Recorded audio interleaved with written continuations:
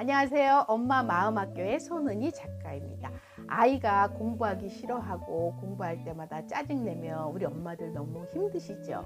어떻게 하면 아이가 행복하게 공부하면서 성적도 올릴 수 있을까? 그 비법을 알면 얼마나 좋겠어요. 오늘은 우리가 행복하게 공부할 수 있다면 이라는 책의 내용을 중심으로요. 어떻게 하면 행복과 성적이라는 두 마리 토끼를 다 잡을 수 있을까? 한번 살펴보겠습니다. 먼저요, 가장 중요한 것은 충분히 자게 하는 것이 중요합니다.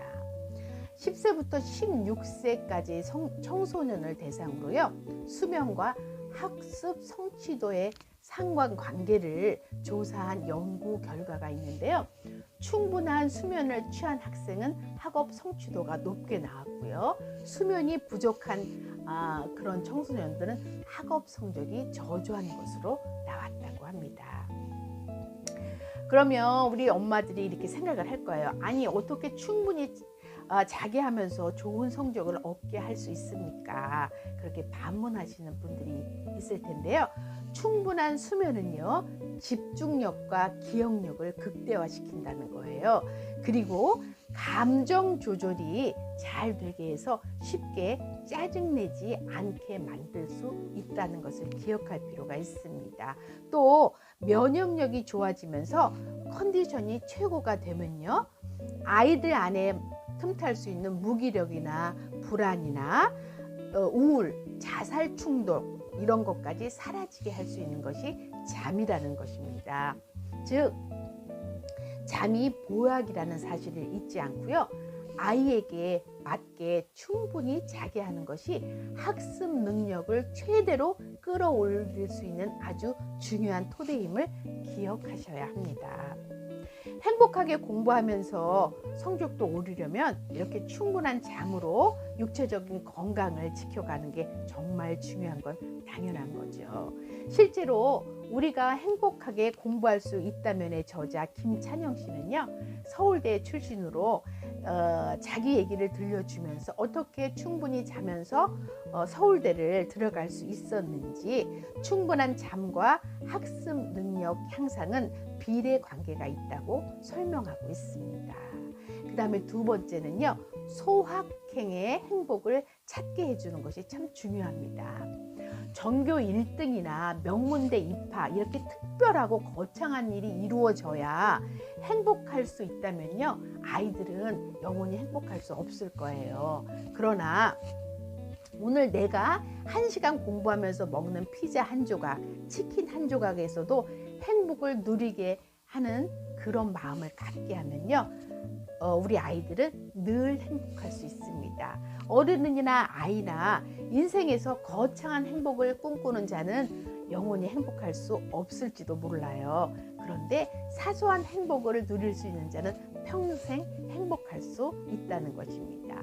또 공부나 외모를 비교하며 거기서 자존감을 찾는 것이 아니라요, 내가 한 인간으로서 오늘 올바로 살아가는 작은 모습, 그리고 내가 실천한 작은 그런 선행, 이런 것에서 자존감을 갖고 만족감을 가지면요, 자존감의 뿌리가 흔들리지 않는다는 거예요. 그래서 남의 인정이나 칭찬이 아니라 스스로의 그런 모습에 자부심을 느끼면서 스스로를 칭찬하고 격려하게 하는 것이 참 중요합니다.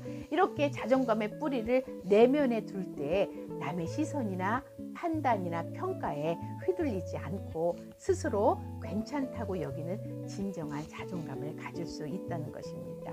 공부도 결과가 아니라 오늘 내가 순간순간 열심히 공부한 거, 그 충실한 그런 순간에 자부심을 갖고 행복해 하면요, 공부가 부담보다 즐거움이 될 것이고, 그런 1시간, 그런 하루하루가 모여서 성적도 조금씩 향상되어 가겠죠. 그렇게 성장해가는 모습에 행복해야 건강해질 수 있고 건강한 자존감을 가질 수 있습니다. 이렇게 육체적인 건강에 더해 정신적으로 건강해야 행복과 성적 두 마리 토끼를 다 잡을 수 있습니다. 그리고 우리 엄마들 한번 생각해 보세요. 아이가 성적표를 갖고 왔을 때 우리 엄마들은 아이들의 성적 중에서 가장 높은 성적을 먼저 보나요? 가장 낮은 성적을 먼저 보나요? 이것도 연구 결과가 있어요. 한국 부모뿐만 아니라 미국 부모들도요. 대부분 가장 성적이 나쁜 과목을 보는 부모가요 77%나 된다고 합니다. 그리고요 가장 성적이 좋은 과목부터 보는 부모는 6%뿐이 안 된다고 해요. 그런데 6% 부모가 아이를 더 성장시킬 수 있다는 거예요. 예를 들어서 가장 성적이 잘 나온 영어를 보면서 어머, 영어 점수 정말 잘 나왔다. 엄마 학교 다닐 때는 영어가 제일 어려웠는데 어떻게 이렇게 영어를 잘하지? 이렇게 질문을 하면 아이는 기분이 좋아서 영어는요 그냥 외우면 안 되고요. 이해한 다음에 외우면 잘 돼요 하고 의기양양하게 얘기합니다. 그러면 그때 잘 점수가 안 나온 수학을 보면서 그래? 이해하고 암기하면 이렇게 잘 되는구나. 수학도 이해하고 답을 찾아가면 더 성적이 오를 수 있겠네 하면서 아이가 수학도 잘 하고자 하는 의욕을 갖게 하는 것입니다. 그런데 잘못한 수학부터 보고 수학 점수가 이게 뭐니? 이 점수 갖고 대학을 어떻게 가겠어? 옆집에는 100점을 맞았다는데 한심하다 한심해 이렇게 얘기하면 잘하던 영어 성적까지 떨어질 수 있다는 것입니다. 즉 사람을 성장시키고 탁월한 성과를 내게 만드는 것은요 강점을 찾아내서 개발할 때 가능하다는 거예요.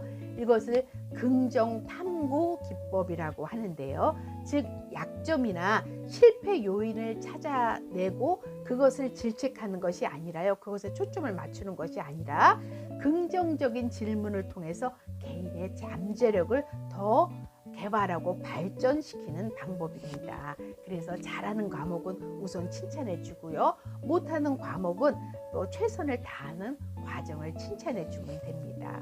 그리고 가장 중요한 것은요. 자기가 좋아하는 과목을 중심으로 진로를 정하게 하는 게 가장 좋다는 겁니다. 그래야 자녀가 진정 즐겁게 할 수 있는 일을 나중에 그런 직장을 가질 수 있다는 거예요. 그래서 자기가 잘하는 분야에서 최고가 되면요. 친구와 비교로 인한 등수로 인해서 스트레스도 덜 받고요. 자기가 가장 잘하는 분야에서 최고가 될 수 있기 때문에 누구나 자기 분야에서 1등을 하는 그런 아이들로 만들어 갈 수 있습니다. 그 다음에 네 번째는요. 자기만의 공부 방법을 찾게 해주는 게 참 중요합니다. 이것은 갑자기 이렇게 찾아낼 수 있는 게 아니라 수많은 시행착오를 통해서 자기가 가장 능률이 오르는 공부 방법을 찾게 해주는 겁니다. 그래서 일률적으로 남의 공부법을 따라가는 게 아니고요. 가장 자기에게 최적의 방법을 찾는 게 중요해요. 예를 들어서 공부할 때 조용히 책상에 앉아서 공부를 해야 머릿속에 쏙쏙 들어오고 외우고 능률이 오르는 친구가 있는가 하면요. 엄마나 친구에게 선생님처럼 큰 소리로 강의하면서 공부할 때 효과가 나는 아이도 있거든요. 그러면 기꺼이 아이가 큰 소리로 강의를 할 수 있도록 해주고 그거를 들어주면서 맞장구를 쳐주고 격려해주고 칭찬해줄 때 이 아이는 공부에 능률이 오른다는 겁니다. 그래서 자기 공부 방법에 대해서 왜 나는 공부 성적이 안 오를까 이것을 끊임없이 생각하면서 어떤 방법이 자기에 가장 효과가 있는지 찾게 해서 그것을 습관으로 만들어주면 아이가 행복하게 공부하면서 공부 능률도 오른다는 것입니다. 다섯 번째는요. 다양한 독서로 학습 능력의 기본기를 단단히 해주는 게 아주 중요합니다. 독서가 성적을 좌우한다는 말이 있는데요. 이는요, 독서를 통한 읽기 능력이 향상되면요, 이해를 못하거나 읽기 속도가 느려서 문제를 못 푸는 그런 일들을 막을 수가 있고요. 읽는 훈련을 통해서 사고력이 향상돼서요, 고난이도 문제도 쉬워지기 때문에 독서는 아주 중요합니다. 또 초중학생들은요, 공부하면서 찾아온 스트레스도 관심 분야 책을 읽고 다양한 문학 작품을 읽으면서 날려버릴 수도 있고요. 물론 고3 학생들은 시간상 어렵겠지요. 초중학교까지는 가능한 방법입니다. 이렇게 다양한 독서를 통해서요, 새로운 정보와 지식도 얻을 수 있고요. 또 이해력, 집중력, 언어 능력, 사고력, 창의력 등이 향상될 수 있어서 참 좋습니다. 그리고 가장 중요한 것은요, 아이가 스스로 책을 읽으면서 자기 주도적으로 공부하는 학습 습관을 길러가는데 큰 도움이 될 수 있다는 것입니다. 이렇게 오늘 행복하게 아이를 공부하게 하면서 성적을 올릴 수 있는 방법이 무엇인지 5가지를 알아봤습니다.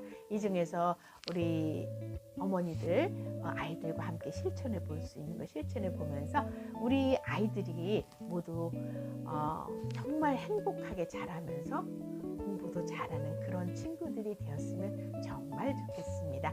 감사합니다.